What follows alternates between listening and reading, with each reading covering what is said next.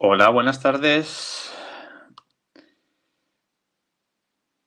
¿Qué tal? ¿Cómo estáis? Hola, Paqui. Buenas tardes.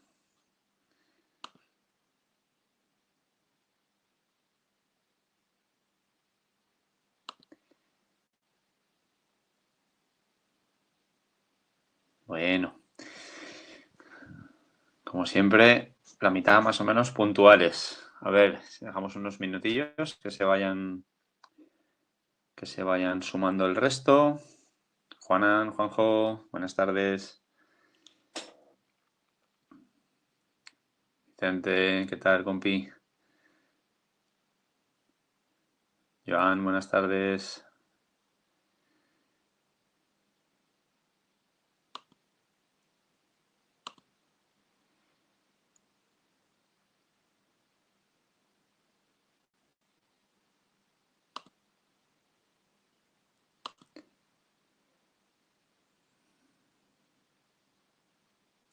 Carlos, Amu, ¿qué tal? Buenas tardes. Venga, que ya somos 17, pues nos faltan otros 17. Vamos a dar un par de minutillos de cortesía.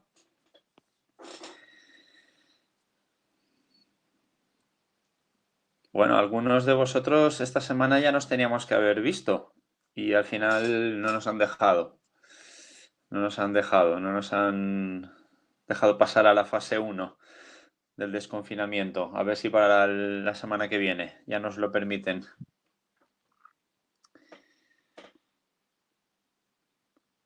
Alfredo, buenas tardes. Teresa, buenas tardes. Qué ilusión me hace verte por aquí.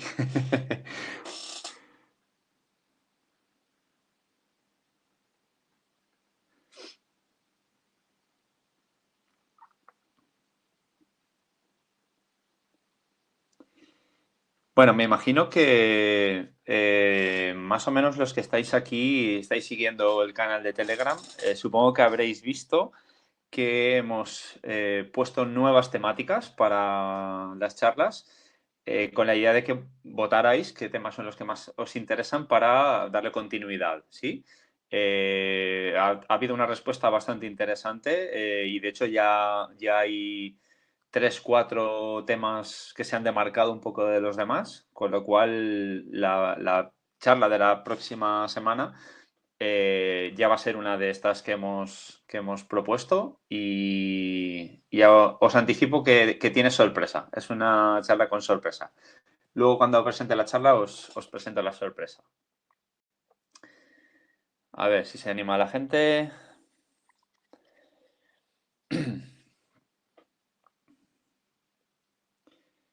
Dejamos un minutito más y empezamos.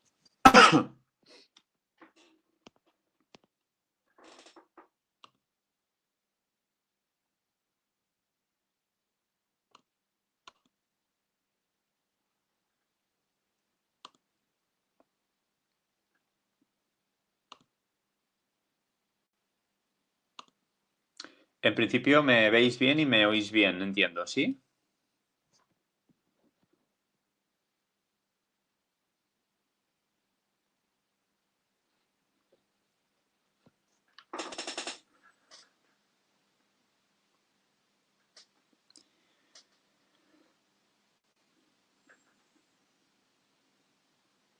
Gracias, Samuel. Gracias, Carlos. Perfecto. Bueno, pues mientras se van animando, vamos a presentar un poquito Hola, Enrique, ¿qué tal?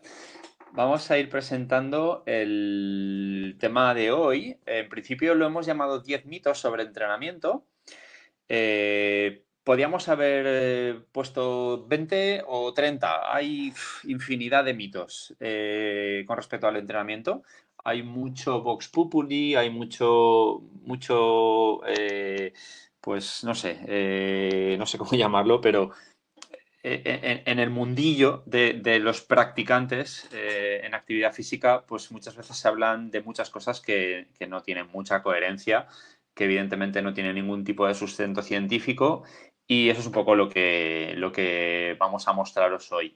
En principio, vamos a hablar de 10. Si en las votaciones de Telegram, que habréis visto que hemos puesto de nuevo mitos sobre entrenamiento, pues seguís teniendo interés, pues os contaremos otros 10, ¿vale? En principio, como os decía, hay un montón de mitos. Yo he intentado mostraros hoy como 3 agrupaciones de mitos que versan sobre la misma temática, ¿sí? O sea, son 10, pero vais a ver que se aglutinan en 3 principalmente. Y bueno, espero que os guste. Evidentemente, yo me pongo aquí a charlar y cuando terminemos me hacéis todas las preguntas que os vengan a la cabeza, ¿vale? Pues vamos a empezar por el primero. Y el primero son las agujetas. Pero vamos a hablar de las agujetas, cuidado, como un indicador de un buen entrenamiento. Hay un mito bastante extendido que es tener agujetas es sinónimo de haber entrenado bien, ¿vale?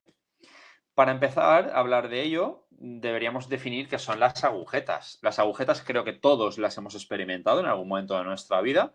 Un término más científico sería llamarlo dolor muscular post-esfuerzo de aparición tardía, pero coloquialmente se conoce como agujetas. Bien, en principio las agujetas han sido bastante controvertidas con respecto a la explicación de qué son las agujetas, qué las provoca, ¿sí? Han habido como diversas teorías a lo largo del tiempo. Se ha hablado de que es cristalización de ácido láctico dentro del músculo y esa forma de cristal es la que hace que lo percibamos como esos pinchazos, ¿sí? Se ha hablado de espasmos musculares. Se ha hablado de daño muscular. Se ha hablado de daño en tejido conectivo, ¿sí? Que es el tejido que hay alrededor de la fibra muscular. Se ha hablado de inflamación y se ha hablado de como un flujo de enzimas, de metabolitos alrededor de la fibra muscular que provoca esta sensación tan desagradable, ¿sí? En principio, muchas de ellas han quedado descartadas a lo largo del tiempo. Quizá la más extendida en los últimos tiempos, como que parece ser, que es la que explica qué son las agujetas, es entender que son pequeñas micro roturas musculares que evidentemente van a provocar ese dolor asociado cuando hemos hecho un esfuerzo demasiado exigente o no entendáis exigente como muy bestia, sino como muchas veces es haber hecho un esfuerzo que hacía mucho tiempo que no hacíamos, ¿sí? En muchas ocasiones suele ir acompañada de inflamación, de pérdida de capacidad de movimiento, incluso en ocasiones, si es muy bestia, de fiebre, ¿vale? Curiosamente, hace unas semanas, hace poquito, nos llegó un artículo científico que hablaba de una nueva hipótesis, nos llamó mucho la atención, que hablaba de un dolor muscular que venía de una toxicidad en el axón. El axón es una parte de los nervios, ¿sí? Motivada por una compresión aguda de esas terminaciones nerviosas en los receptores sensoriales que hemos hablado en estos días, en el uso muscular, ¿sí? Nos llamó mucho la atención porque, bueno, por un lado es una teoría un poquito diferente a las que nos mostraban hasta ahora y encima en una zona tan concreta y tan susceptible para nosotros que estudiamos el uso muscular que nos llamó mucho la atención. En principio, ¿qué síntomas suelen tener las agujetas? Pues dolor local bastante incapacitante y molesto, hinchazón, rigidez, una reducción de fuerza y pérdida de rendimiento, ese aumento enzimático, como os comentaba, especialmente de la creatina quinasa, y eso nos puede aumentar el riesgo de lesión si seguimos haciendo ejercicio en condiciones de este escenario, ¿sí? Por tanto, con todo lo que acabo de presentar que significan las agujetas, imaginaros cómo se cae por su propio peso el mito de que las agujetas son un buen indicador de un buen entrenamiento. Todo lo contrario. Si tienes agujetas después de haber hecho un entrenamiento, significa que ha sido tan excesiva esa dosis de estímulo que te ha provocado esas microroturas, esa inflamación, ese entorno enzimático que no es interesante. Que además va a dificultar la recuperación. Vamos a tardar más en recuperar ese músculo con agujetas que un músculo que no tiene agujetas, con lo cual es más contraproducente que todo lo contrario, ¿vale? Por tanto, cuidado, cuidado. El objetivo no es buscar agujetas cuando entrenamos. Si tenemos agujetas es que nos hemos pasado de la raya. Es muy habitual en ciertos deportes o en ciertas disciplinas muy enfocadas al entrenamiento de la fuerza, el buscar esas agujetas en cada entrenamiento. Error enorme, un error muy grande. No debemos. Por eso, si os recordáis, cuando hablamos de los principios del entrenamiento, había un principio que era el de adaptación progresiva al esfuerzo. Lo que buscamos con esa adaptación progresiva es precisamente no pasarnos de la raya y provocar este escenario. ¿Ok? Bien, si pensamos en agujetas, estoy seguro de que a muchos se os habrá venido a la cabeza aquello de, pues me tomo un vaso de agua con azúcar y con eso lo solucionamos. Pues cuidado, porque este es el segundo mito que os presento hoy. Las agujetas no se van tomando agua con azúcar y ni bicarbonato, que también se solía decir o se suele decir. Hubo unos años en los que la teoría de la cristalización de ácido láctico parecía que era un poco, perdón, la que tomó más peso con esto de la explicación de qué eran las agujetas.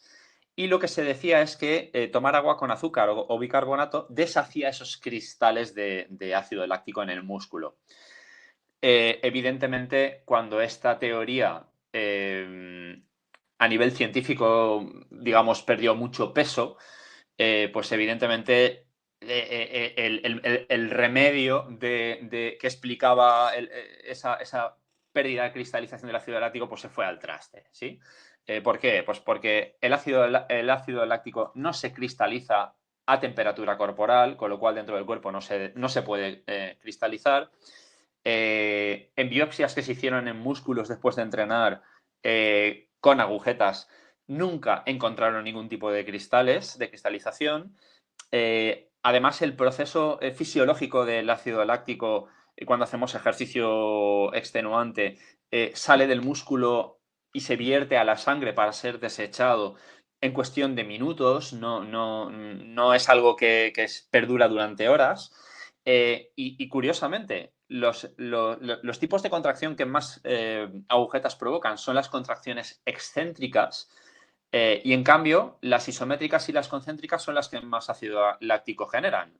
Con lo cual, pues bueno, hay bastantes indicios para desechar esta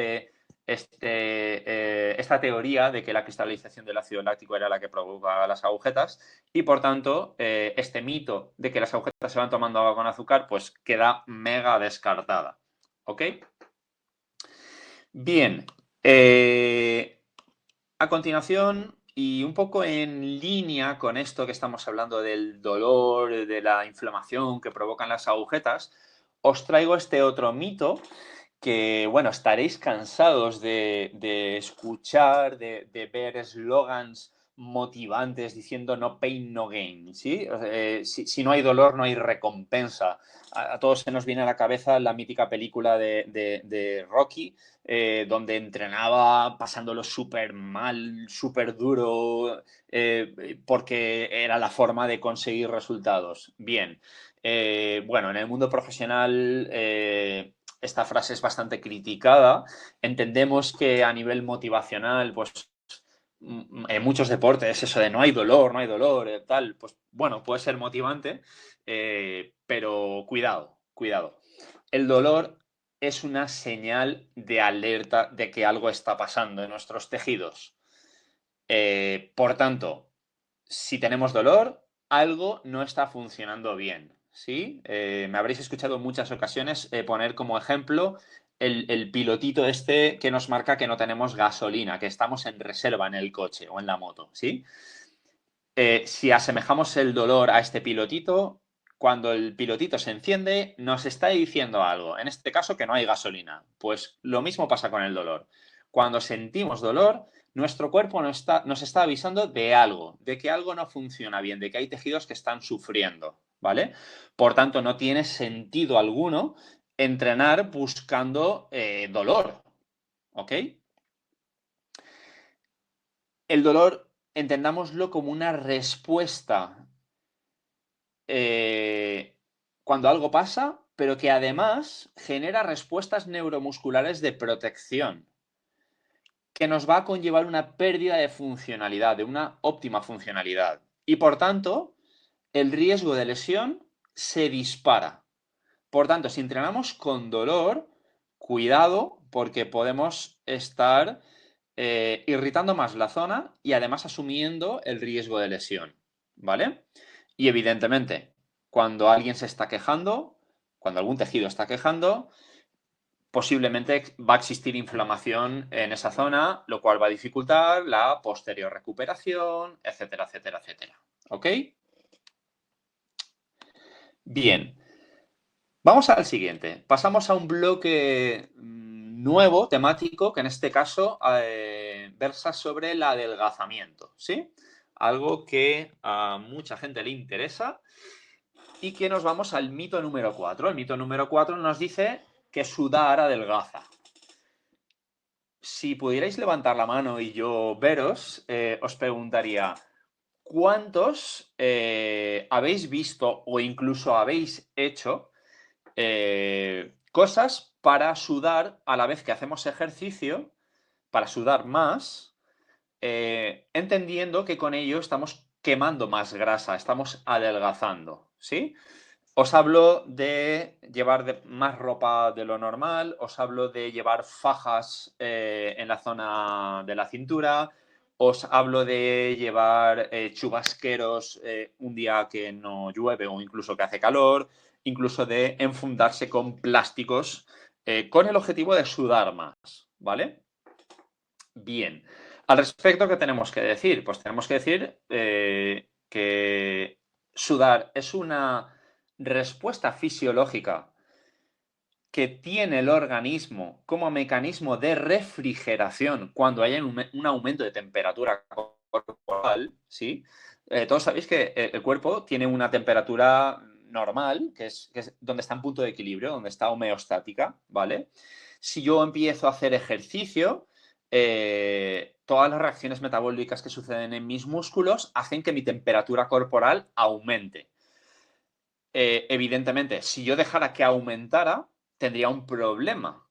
Entonces, existen mecanismos para refrigerar y uno de ellos, y de los más potentes, es la sudoración, ¿sí? Por tanto, sudar únicamente es un mecanismo de refrigeración, de regulación de temperatura. Ahora, adelgazar significa consumir depósitos de tejido graso. Por tanto, consumir energía. Y energía proveniente de esa fuente energética que es la grasa. Entonces, que sea coincidente que cuando yo hago un esfuerzo para consumir energía proveniente de las grasas, estoy sudando, no significa que sudar signifique que estoy consumiendo grasa, ¿vale? Porque yo puedo sudar mucho y no estar haciendo ningún ejercicio para consumir grasa, ¿vale? Por ejemplo, si nos vamos a una sauna y nos quedamos sentaditos en el asiento, por la temperatura que hace en la sauna, vamos a sudar muchísimo. ¿Por qué? Porque nuestro cuerpo, con tanto calor, está aumentando su temperatura y necesita sudorar para refrigerarse. Pero no estamos consumiendo prácticamente nada de grasa porque estamos pasivos, estamos sentados en un asiento, no estamos haciendo ningún tipo de esfuerzo. Por tanto, el consumo de grasa ahí es el mínimo mínimo para mantener nuestras funciones vitales y ya está, ¿vale? En cambio, sudamos mucho.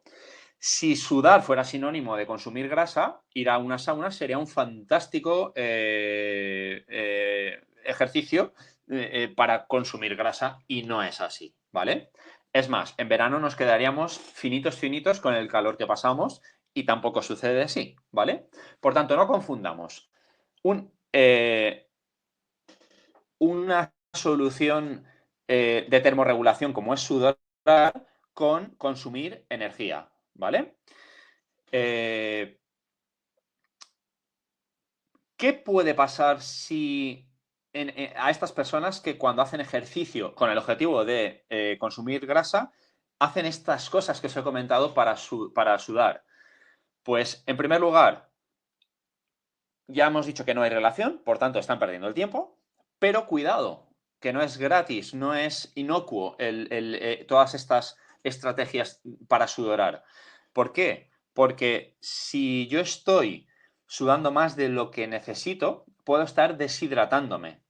Puedo estar teniendo un desequilibrio entre mis electrolitos, ¿sí? Y ojo, si encima esto lo hacemos en verano, en un escenario en el que ya hace calor, estoy dificultando ese mecanismo de termorregulación. O sea, estoy haciendo que sea menos eficiente, con lo cual puedo tener un golpe de calor, ¿sí? Puedo tener una lipotimia, ¿vale? Por tanto, cuidado, ¿eh? No confundamos una cosa con la otra. Nosotros, los profesionales del ejercicio, en muchas ocasiones nos tenemos que enfrentar a preguntas o comentarios por parte de los clientes que nos decís que con vuestro programa de entrenamiento no sudáis y lo asociáis a que, como no sudáis, no estáis consumiendo grasa. Cuidado, ¿eh? Como ya os decía, cuidado porque no van por ahí los tiros, ¿vale? Bien. Otro mito muy interesante, a la vez que gracioso, al menos a mí me lo resulta, es que cuando entrenamos, la grasa se convierte en músculo. Es más, cuando después de mucho tiempo entrenando dejamos de hacerlo, se pierde músculo y se convierte en grasa, ¿sí? Es como que tiene una relación inversa. Pues, queridos míos, fisiológicamente es imposible convertir un tejido muscular en un tejido graso o un tejido graso en un tejido muscular. Por tanto, mito mega desmontado. Pero aún os voy a argumentar más, os voy a explicar más. El tejido muscular es un tejido que tiene unas proteínas cuya función es generar tensión, ¿sí? Que es la que nosotros recibimos en nuestros tendones para mantener nuestra postura, para mover nuestras articulaciones, etcétera, etcétera, ¿vale? En cambio, el tejido graso es un almacén de energía, es un almacén de una sustancia, en este caso los adipocitos, ¿sí? La grasa, que es una reserva de energía, ¿vale? Aparte de otras funciones, pero por hacerlo simple. Entonces, no existe una relación entre un tipo de tejido y el otro, ¿vale? Para nada. Sí existe una relación, vamos a llamarla funcional, ¿sí? En cuanto a que si yo utilizo esa energía en forma de grasa para mi contracción muscular, el hecho de aumentar mi actividad muscular puede hacer que yo disminuya mi reserva, mis almacenes de energía en forma de grasa, ¿vale? Quiero decir, que yo ejercite mis músculos me va a disminuir mi grasa, pero nada que ver con que aumente mi tejido muscular sea lo que disminuya mi tejido graso, ¿ok? Espero haberme explicado, ¿vale? Y si no, me lo preguntáis luego. Y como os decía, si yo dejo de hacer ejercicio y pierdo músculo por no ejercitarlo, pues lo pierdo y punto. Y si mi balance calórico va a favor de el ingreso en lugar del gasto, pues incrementaré graso. Pero no porque haya perdido músculo. Aunque existe una relación funcional en la que si yo tengo menos músculo, voy a consumir menos energía para sobrevivir. Con lo cual es más probable que almacene grasa. Por tanto, no se convierte un tejido en otro, ni de coña, pero sí que existe una relación funcional entre ambos tejidos. Y es que la actividad muscular es muy, muy importante para el consumo de este almacén, o lo contrario, o el no, o la no actividad muscular va a hacer que yo aumente este almacén porque no estoy consumiendo energía. ¿Vale? ¿Ok? Enlazo este mito con el siguiente, que es que para quitar la barriga hay que hacer abdominales, hay que hacer miles de abdominales. Si os quedáis con lo que os acabo de explicar, entenderéis que por mucha actividad en mi tejido muscular del abdomen, no voy a consumir la grasa del abdomen. ¿Sí? Por ubicaros, la grasa está en el tejido que hay entre la piel y el músculo. Está fuera del músculo, ¿sí? Existe otra grasa que está dentro de las vísceras, ¿sí? Entre las vísceras, mejor dicho, ¿sí? Entonces, esos son almacenes de energía en forma de grasa. Entonces, que yo haga muchos ejercicios o muchas repeticiones de mi musculatura abdominal va a tener como beneficio una mejora de esa musculatura.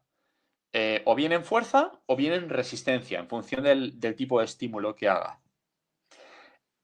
Eso va a necesitar energía. Y esa energía va a venir de los depósitos que tengo en mi cuerpo, tanto de grasa como de glucógeno, por ejemplo, ¿vale? Pero para que os hagáis una idea, si yo utilizo, por hacerlo cuantitativo, 100 unidades de energía para hacer esos ejercicios abdominales, van a venir de todos los depósitos que tengo almacenados por el cuerpo, no de los depósitos que tengo próximos a la musculatura abdominal. Por tanto, si yo consumo 100, voy a consumir 100 repartidos por todo el cuerpo. No por haberlo hecho de forma localizada, voy a consumir grasa de forma localizada. ¿Vale? Por tanto, cuidado. No hay una relación entre hacer 1000 abdominales y bajar la chicha que tenemos en el músculo circular del abdomen. ¿Sí? En el Michelin. ¿Vale? Perdonad por la guasa. Es más, si el objetivo es consumir grasa, tengo que consumir energía. Si yo hago muchos abdominales, estamos hablando de hacer muchos ejercicios de una poca musculatura. Voy a consumir poca grasa. En cambio, si yo hago ejercicios muy globales de todo el cuerpo que implique mucha musculatura, voy a consumir muchísima más energía. Con lo cual, para ese efecto que buscamos de adelgazar la capa que existe entre la piel y el músculo, va a ser mucho más eficiente hacer algo muy global que no hacer algo localizado. ¿Ok? Y enlazo este mito con el siguiente, que es el de, para definir, tengo que hacer ejercicios con poco peso y muchas repeticiones. Un poco en la línea de lo que os hablaba ahora de hacer muchos abdominales, ¿sí? Este es otro mito muy extendido, pero muy, muy extendido. Cuando la gente quiere definir, para los que no estáis familiarizados con este palabra, cuando la gente habla de definir, habla de que el músculo sea más vistoso, sea más visible, ¿sí? Es como que la forma del músculo se vea mejor. ¿Para eso qué hay que hacer? Disminuir la capa de grasa que hay entre el músculo y la piel. Cuanto el músculo esté más próximo a la piel va a tomar más fácilmente la forma de ese músculo. Por tanto, si seguimos hablando de eliminar la capa de grasa que hay entre el músculo y la piel, seguimos hablando de adelgazar. Por tanto, definir y adelgazar son sinónimos. Para definir el músculo, yo debo adelgazar, ¿vale? Por tanto, hacer muchas repeticiones en un ejercicio localizado es el mismo ejemplo que os he puesto antes con el abdominal. No va a conseguir consumir la grasa que hay localizada fuera de ese músculo de forma localizada, ¿vale? Por tanto, cualquier método que sea efectivo para adelgazar va a ser efectivo para definir. Va a ser efectivo para marcar mis abdominales, ¿sí? Para quitar la grasa que hay alrededor de mis abdominales, ¿sí? Pero no vamos a conseguir definir realizando ejercicios de forma localizada. Es muy habitual que nos digáis a los entrenadores, ponme ejercicios para esta zona de aquí, de debajo del brazo, ¿sí? El tríceps, porque me cuelga el pellejo, sí, me cuelga la grasa en esta zona. Pues os pongo el mismo ejemplo. Realizando ejercicios de tríceps, podríamos conseguir aumentar el volumen de ese músculo y que quizá estire un poquito la piel y ese tejido adiposo y se disimule un poco. Pero no estoy consumiendo la grasa de esa zona, ¿vale? Para consumir esa grasa debería adelgazar, ¿vale? Claro, muchas personas,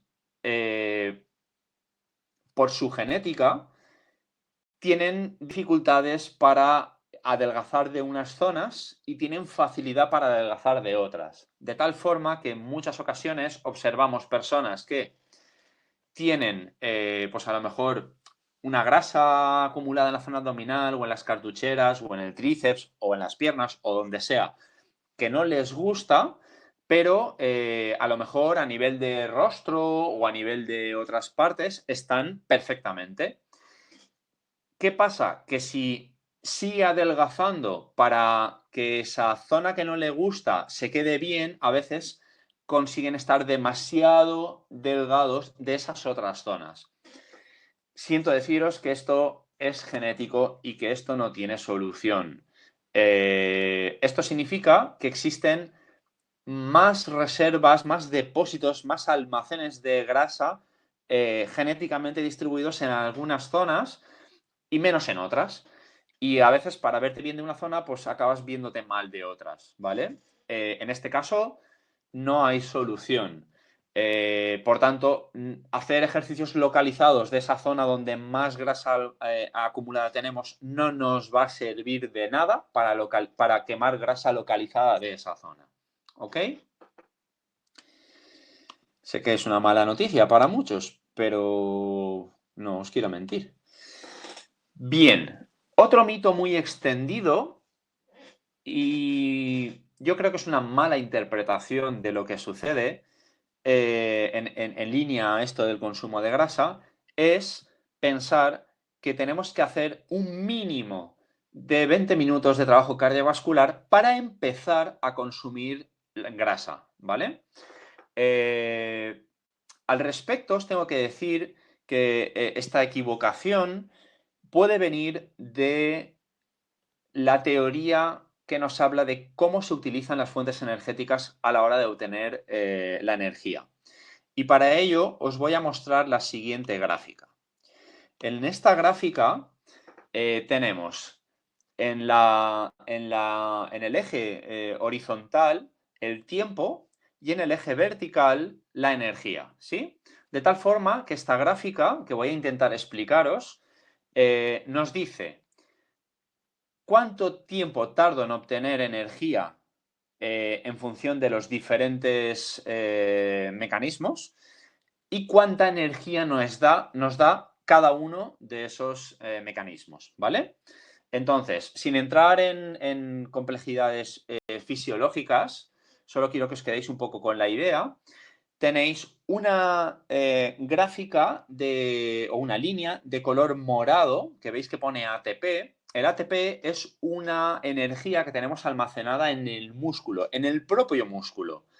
Entonces, como está dentro del músculo, nos va a dar mucha energía, mucha, de repente, porque la tenemos ya dentro del músculo, ¿vale?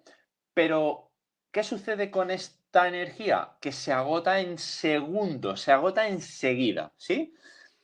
Entonces, es fácil entender que esta energía la vamos a utilizar cuando queremos hacer un esfuerzo repentino, de mucha intensidad incluso, pero no vamos a poder mantenerlo durante mucho tiempo ese esfuerzo con esa energía porque se agota enseguida, ¿vale?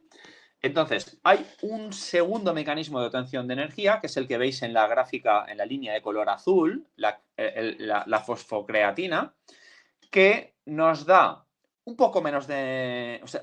O sea, tarda más tiempo en darnos energía, ¿vale? Está también muy próximo a la fibra muscular y, por tanto, cuando el ATP se termina, el fosfato de creatina ya nos está dando energía y con ello podemos mantener un esfuerzo con una relativa intensidad durante más segundos, ¿sí?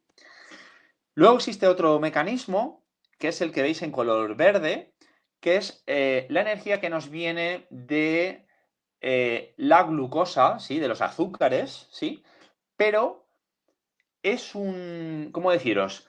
Es un mecanismo por el que podemos obtener mucha cantidad de energía y que nos va a permitir mantener un esfuerzo durante mucho tiempo, minutos o incluso horas, ¿vale?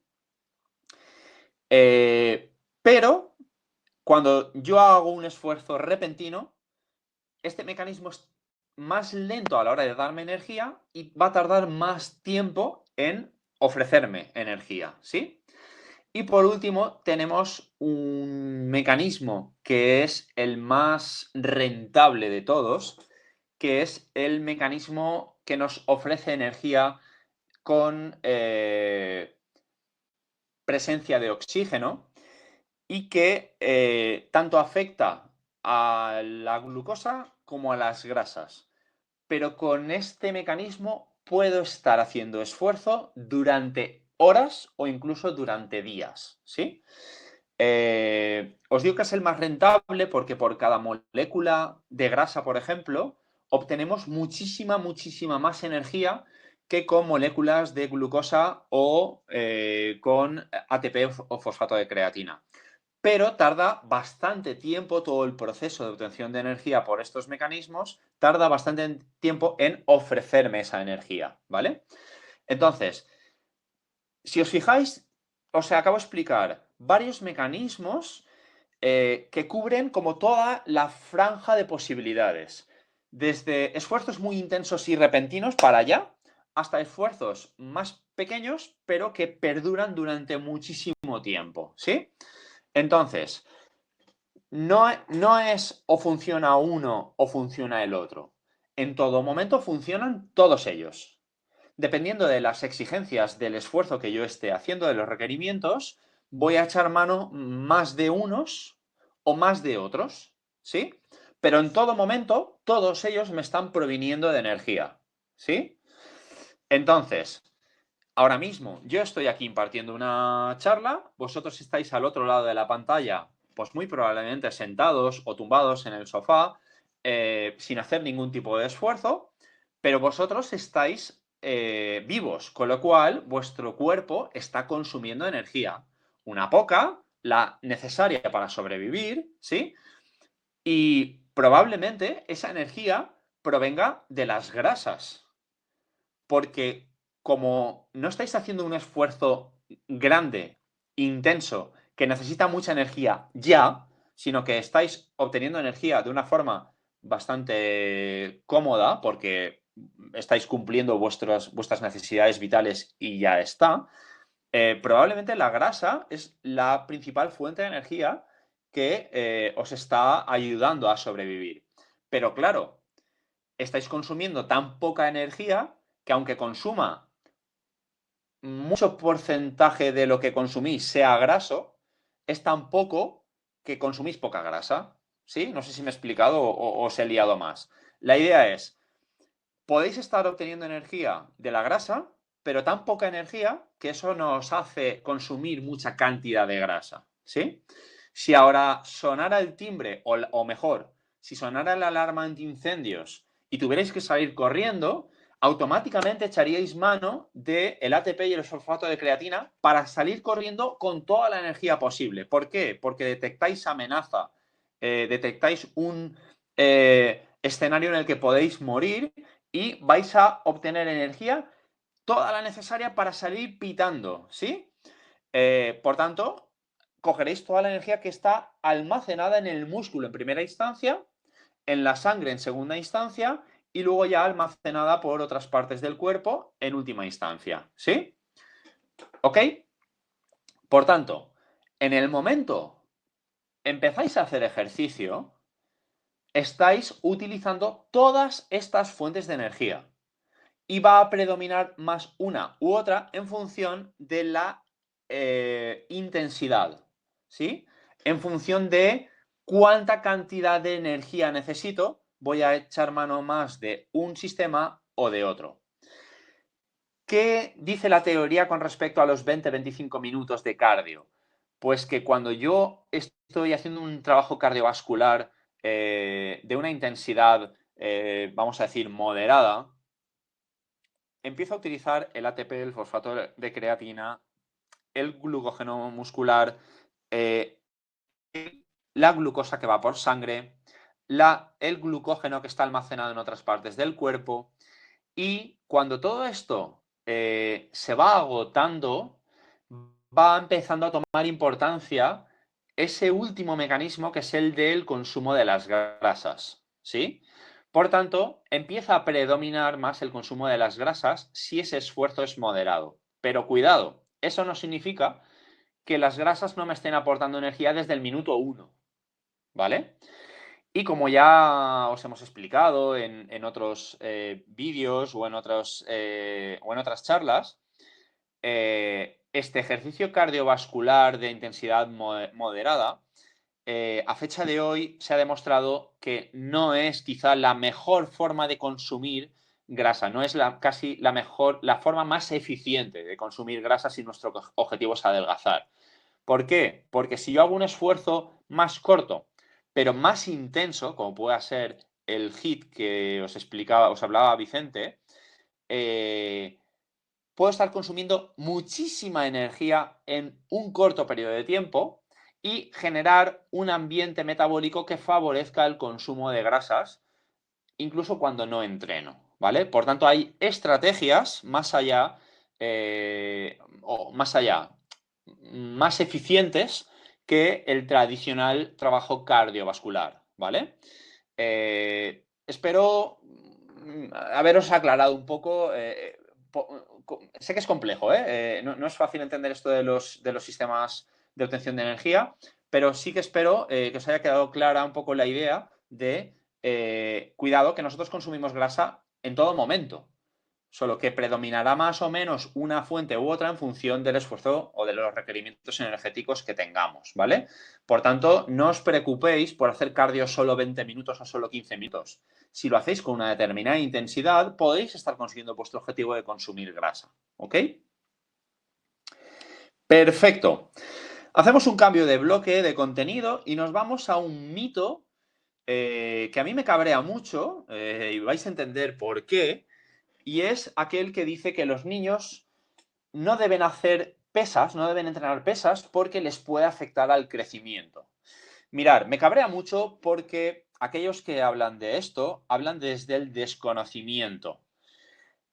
Yo recuerdo cuando estudiaba en la facultad, y créeme que ya hace algún año que otro, pues como veintitantos años, ya en aquellos entonces nos mostraban estudios científicos que decían que el entrenamiento de fuerza, el entrenamiento con pesas en niños, en adolescentes, estimulaba el crecimiento óseo. Por tanto, cuidado porque está mega demostrado que el entrenamiento de fuerza es súper interesante para, para los niños. No caigamos en el error de pensar que como los deportistas que son buenos en halterofilia son bajitos, significa que son bajitos por practicar halterofilia, ¿sí? Esto es quizá un poco de donde ha nacido este mito. Como todos los que hacen pesas, hacen levantamientos, son bajitos, se han quedado bajitos porque llevan mucho tiempo levantando pesas. Esto sería lo mismo que pensar que todos los jugadores de básquet son altos por jugar. No, perdona. Juegan al básquet y han llegado a triunfar porque son altos. Porque ser alto es una condición que favorece el rendimiento en esa iniciativa. Lo mismo que en la halterofilia, ser bajito es muy importante para el rendimiento, porque es más fácil meterte debajo de la barra y tienes que levantar la barra menos. Y eso va directamente relacionado con el rendimiento. Pero nada que ver con el hecho de que entrenar con pesas dificulta el crecimiento. Yo digo, la ciencia apoya el entrenamiento de pesas a favor del crecimiento. Y no solo del crecimiento, favorece el desarrollo de los huevos, favorece infinidad de beneficios para la salud, ¿vale? Por tanto, me cabrea porque ya os digo, no son estudios que han salido hace 2 años y que la gente todavía no está muy actualizada. No, hablamos de estudios de hace décadas, ¿ok? Y me cabrea más cuando quien dice esto es un médico, ¿vale? Evidentemente hay médicos más puestos al día y médicos menos puestos al día, pero vamos a ver, cada profesional es profesional en su disciplina. Que un médico hable de que una pesa es mala por el hecho de ser pesa, me resulta absurdo. Y aquí lo uno con el siguiente mito, que es el que muchos recomiendan entrenar con el peso corporal en lugar de entrenar con pesas. Por aquello de que las pesas se han asociado a esa implicación en el crecimiento. Mirad, me encantaría tener esta conversación con el colectivo que defiende esto de pesas no, peso corporal sí. Y os voy a poner un ejemplo muy sencillo. Una pesa es, como todos sabéis, una cosa normalmente redonda con un agujerito en medio porque se mete en la barra, ¿sí? Aunque hay otro tipo de pesas, y que tiene un peso determinado. Por poneros un ejemplo, podemos hablar de una mancuerna de 5 kilos, ¿sí? Bien, ¿me podéis decir qué implicación negativa podría tener que un niño hiciera una sentadilla con una mancuerna de 5 kilos en sus manos? Por tanto, fijaros, una mancuerna de 5 kilos significaría que tendría 10 kilos, 5 en cada mano.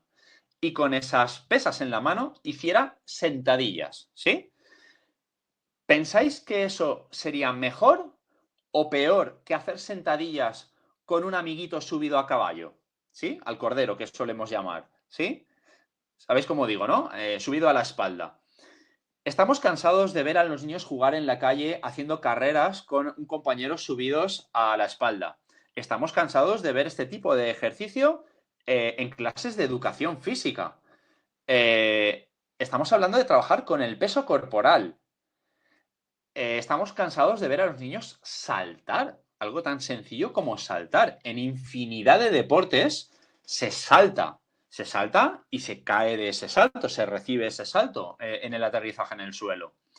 Pues estos escenarios que os acabo de plantear implican tolerar fuerzas infinitamente mayores que el escenario de esas dos mancuernas de 5 kilos en cada mano haciendo sentadillas por parte de un niño.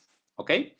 Perdonad un segundín, que me está entrando el sol y quizá incluso me veis peor.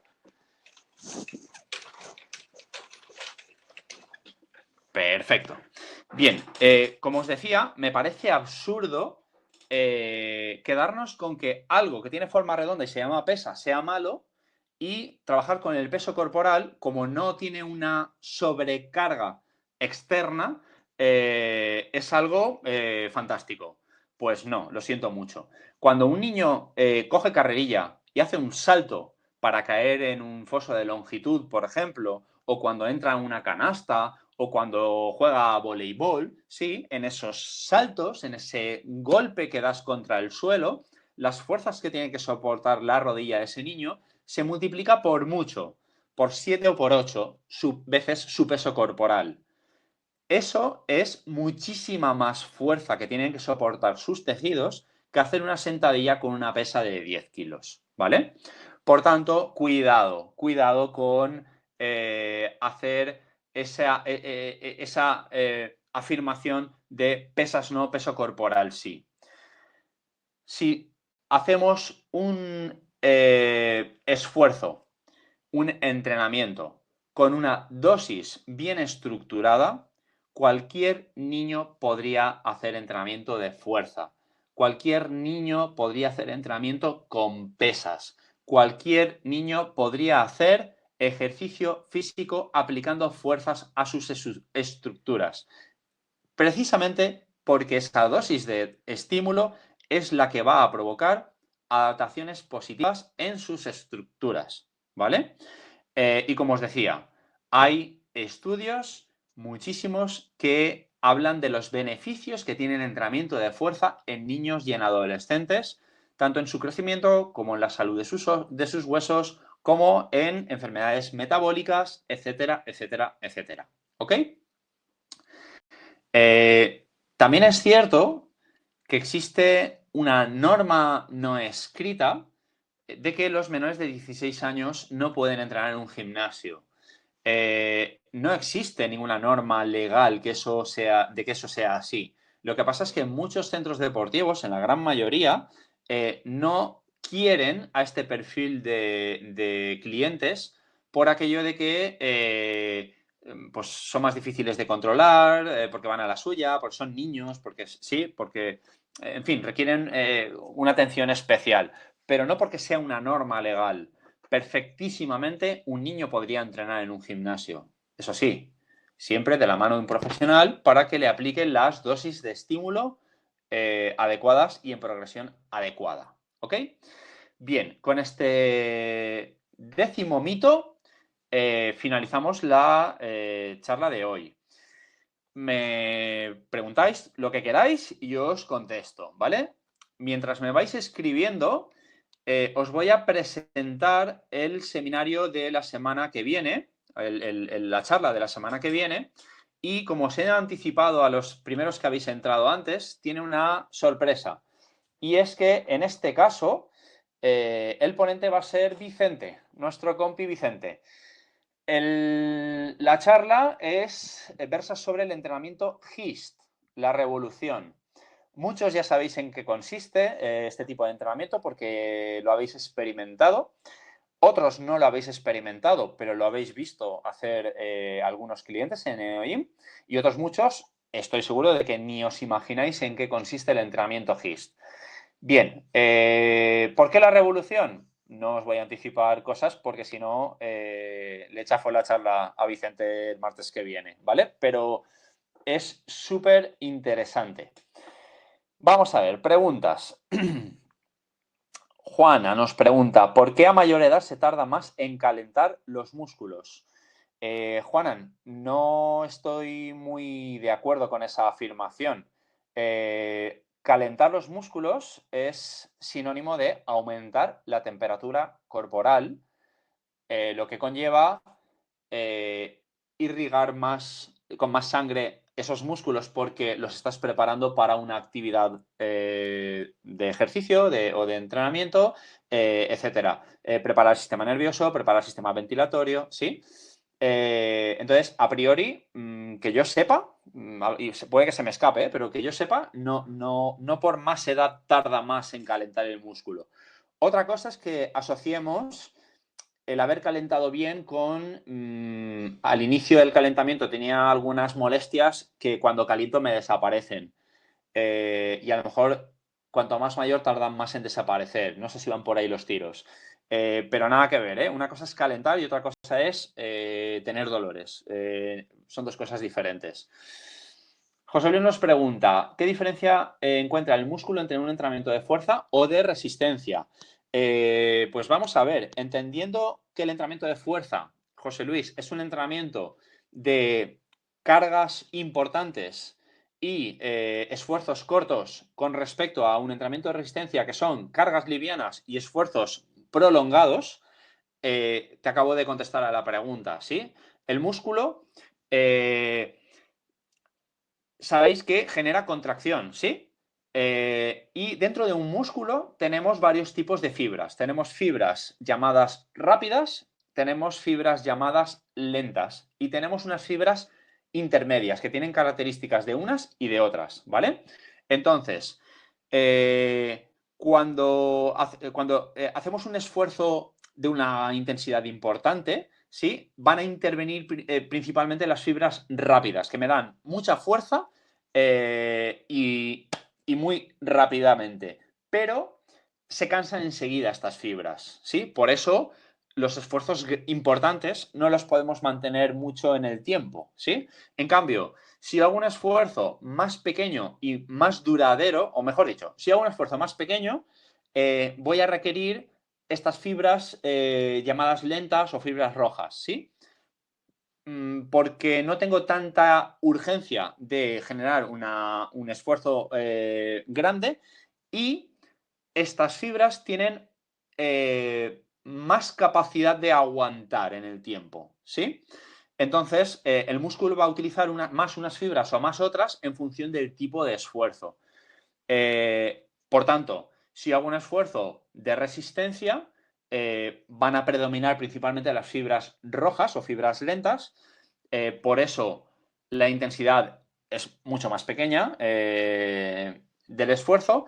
Y si hago un esfuerzo de fuerza, voy a requerir las fibras rápidas o rápidas que, como os decía, se van a fatigar bastante antes. ¿Ok?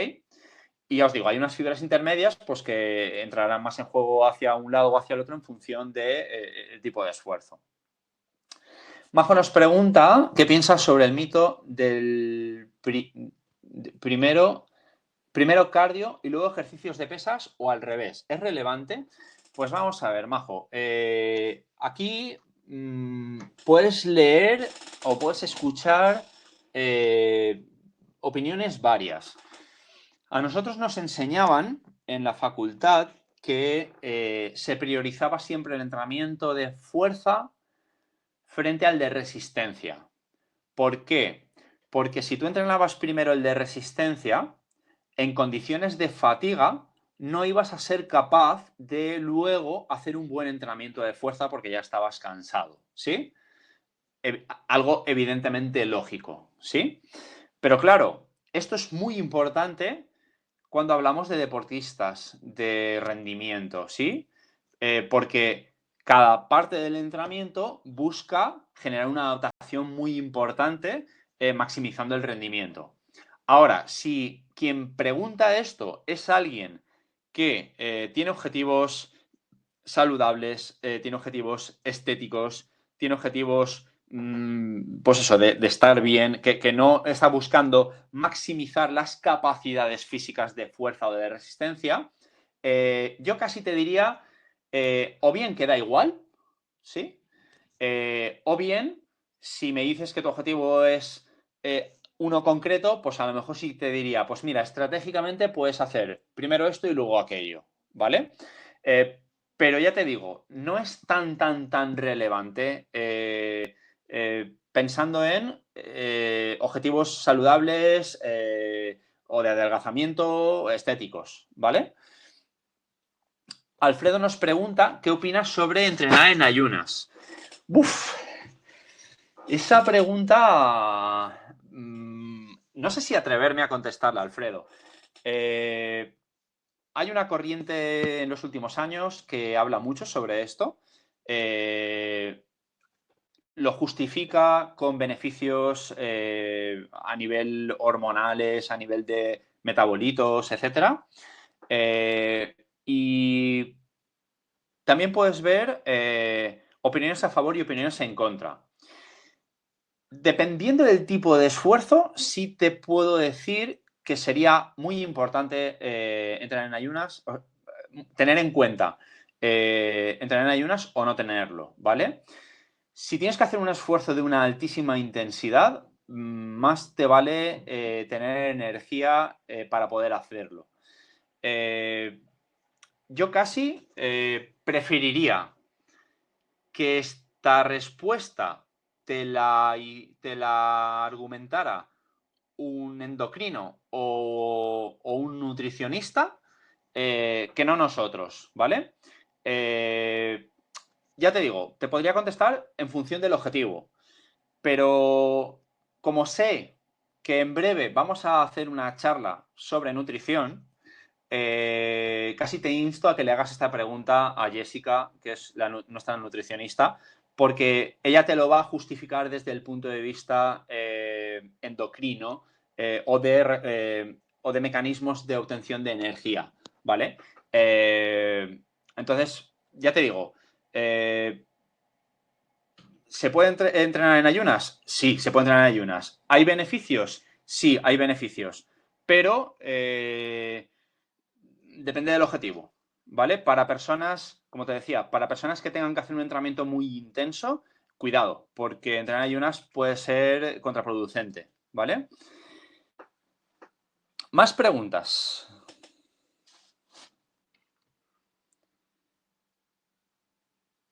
No sé si a los que os he contestado os ha quedado claro o no.